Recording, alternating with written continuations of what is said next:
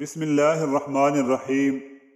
محترم اشفاق احمد صاحب فرماتے ہیں، اصل خیر یہ نہیں کہ کسی بھوکے کو 1 روپیہ دے کر مدد کر دی، بلکہ اصل خیر کسی بھوکے کو اس وقت 1 روپیہ دینا ہے جب تمہیں بھی ویسی ہی بھوک لگی ہو اور تمہارے پاس اس 1 روپیے کے سوا اور کوئی روپیہ نہ ہو۔ یہ ٹھیک ہے کہ تم ایک گلاب نہیں بن سکتے، مگر اس کا یہ مطلب تو نہیں کہ تم ایک کانٹا بن جاؤ۔ یہاں ایک راز کی بات ہے، اور وہ میں تمہیں بتا ہی دیتا ہوں کہ جو شخص کانٹا نہیں بنتا وہ بالآخر گلاب بن ہی جاتا ہے۔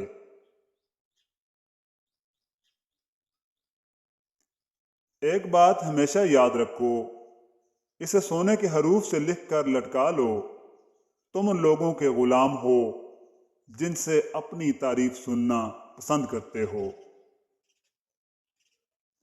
کچھ لوگ اسلام کو گالی دینا چاہتے ہیں مگر ان کا بس نہیں چلتا، پھر وہ مولوی کو گالی بک کر اپنے دل کی بڑاس نکالتے ہیں۔ تنقید کے لیے علم کا ہونا ضروری ہے، جبکہ نکتہ چینی کے لیے جہالت کا ہونا ہی کافی ہے۔ محبت کا پہلا قدم اٹھتا ہی اس وقت ہے جب وجود کے اندر سے انا کا بوریا گول ہو جاتا ہے۔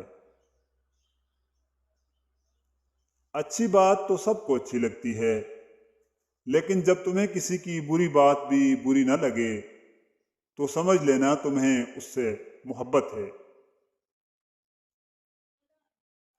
شدید دکھ ہوتا ہے جب ہم کسی پر اندھوں کی طرح اعتماد کریں اور وہ ثابت کر دے کہ ہم واقعی اندھے ہیں۔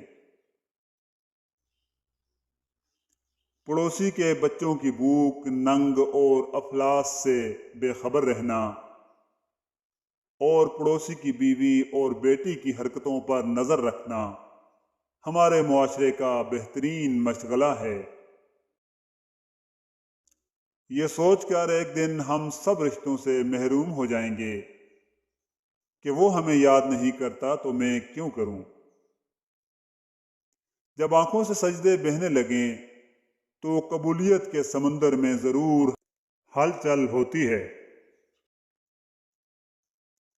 جو لوگ واقعی پرواہ کرتے ہیں وہ ہمیشہ آپ کی زندگی میں واپسی کا راستہ تلاش کرتے ہیں۔ کچھ لوگوں سے ہمارا خون کا رشتہ نہیں ہوتا، لیکن پھر بھی ان سے اپنے پن کی خوشبو آتی ہے۔